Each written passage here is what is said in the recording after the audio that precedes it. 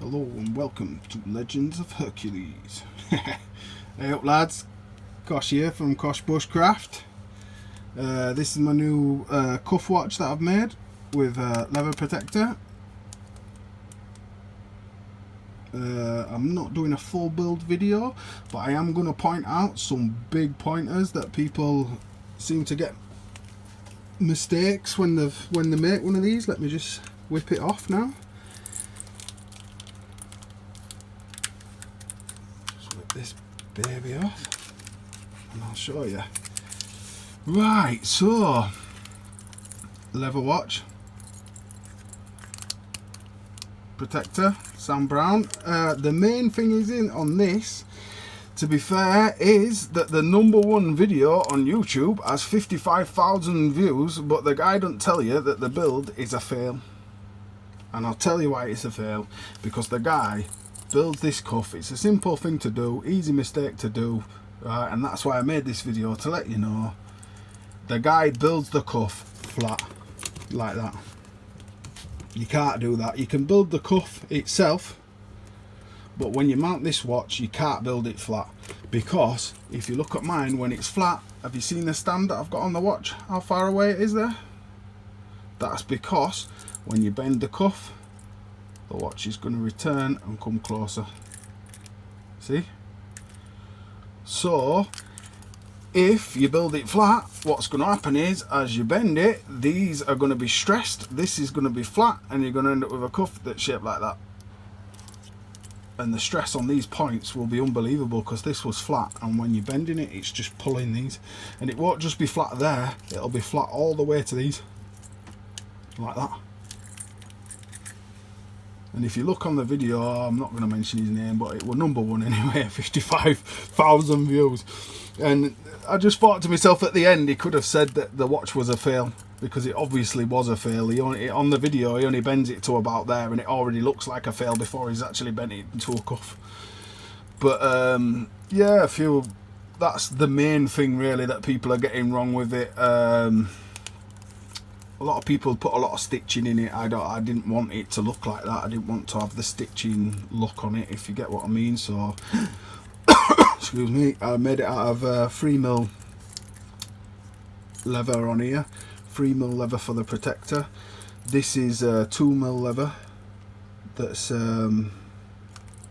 bent round to give me my little buckle, just some little cheap buckles off of eBay for £1. These are riveted through, so there's not actually any bit. Well, I'm going to say there were no bits of stitching, but where I thinned the leather off to make the hinge, I put a few stitches through just to make sure it were strong enough when that it don't fall off or out stupid like that. I thinned the leather off. But yeah, that's my watch protector. That's a Sam Brown there that's holding it all together. That's my watch. Little Tissot T-Touch, built-in compass. Rest the compass on the front, and that's your compass. And if the camera can make out the little noise as it goes round. Quite a cool watch. But yeah, that's basically it. You can still hear it. Try to adjust in there. It does set itself back, and when you leave it for a little bit, it goes back into watch mode. But yeah, that's the cuff. And I'm going to say it again, even though I've said it before, and I've already said it at the beginning of the video. When you build it, you want to make the cuff, fit it to your wrist, and then mark out where the watch wants to go. Because if you don't, you'll end up with a fail, mate, because it's, look how far it is. You can't guess that. You can't guess it's going to be that far away when you bend it, and it is. It's that far away if you want it to look like a proper cuff and not be a fail.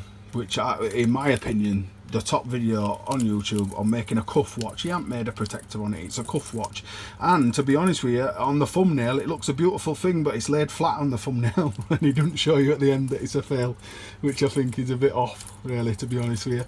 But still, I suppose we all have a go at them, don't we? But yeah, if you're going to have a go at this yourself, just keep that in mind. Look at the gap on that. if you want it to look right. That's a Sam Brown. This fitting here is a Sam Brown. That's Sam, short for Samantha, and Brown, as in the colour Sam Brown. That's what, if you're looking for one of them, that's what they're called, Sam Browns. They're just rivets, double capped rivets, I think they call them, double capped rivets, and that's it. Quite simple projects, no real stitching here. I've finned it off there for the hinge, a couple of stitches, but other than that, that's my little watch protector. I like it. It's a bit, it could do with it, just needs wearing in, because I've just made it like keep rubbing some leather balm on it to make it a bit suppler, and it's just a tiny bit squeaky at the minute. But I mean, I'm not expert leather maker by any means. I just watched a few videos and noticed fails in them instantly, to be honest with you. The top video, like I said. But yeah, my little Tree of Life leather stamp in there, which I put on most of my leather work. But yeah, if you're looking to make one, this is wet formed. Like I say, I used 3mm leather. I used the end of a log, little end of a round log, cut it to the sliver so the watch would fit in it, and then wet formed it to that. That's how I got it. I kind of wish I'd have done a full build on it, but sometimes it's better not to do a full build and just explain the bits that actually matter if you're making one of these, because you watch a full build and they watch it all the way through to end and they don't tell you that the watch is a fail when they've made it. A lot of them aren't fails, of course, as well, but they don't really. The more you put in a video of making it and stuff, the less you seem to have information that actually tells you what you could, the mistakes you could make and bits of them and bats like that. But yeah, like I say, well, my first go at one as well, but I'm quite chuffed with it. Nice little watch. But yeah, till then, Camper Kosh signing out.